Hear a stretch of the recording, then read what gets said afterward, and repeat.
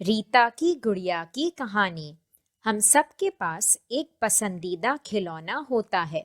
तो आज हम बच्चों को रीता की सबसे प्रिय गुड़िया के बारे में एक कहानी सुनाएंगे और फिर उनसे कुछ सरल प्रश्न पूछेंगे। रीता की गुड़िया। रीता सो रही थी। उसकी गुड़िया नीचे गिर गई। गुड़िया ऊपर जाना चाहती थी। नीचे एक चूहा था। चूहा बोला, मैं कुछ करता हूँ। वह ऊपर गया और उसने रीता के हाथ में गुदगुदी की। रीता जग गई। उसने गुड़िया को नीचे देखा और झट से उठा लिया, फिर साथ लेकर सो गई। आइए हम कहानी को दोबारा सुनते हैं। रीता की गुड़िया। रीता सो रही थी। उसकी गुड़िया नीचे गिर गई। गुड़िया ऊपर जाना चाहती थी। नीचे एक चूहा था। चूहा बोला, मैं कुछ करता हूँ। वह ऊपर गया और उसने रीता के हाथ में गुदगुदी की। रीता जग गई।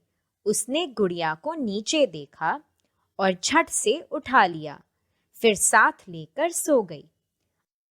मुझे उम्मीद है कि बच्चों को रीता की गुड़िया की कहानी सुनकर मजा आया होगा। अब समय है बच्चों से कहानी के बारे में कुछ सरल प्रश्न पूछने का। बच्चों को मौखिक रूप से उनके उत्तर देने के लिए प्रोत्साहित कीजिए और वाक्यों को पूरा करने में आप उनकी सहायता भी कर सकते हैं। पहला प्रश्न, रीता की गुड़िया कहाँ गिर गई? दूसरा प्रश्न, चूहे ने गुड़िया की मदद कैसे की?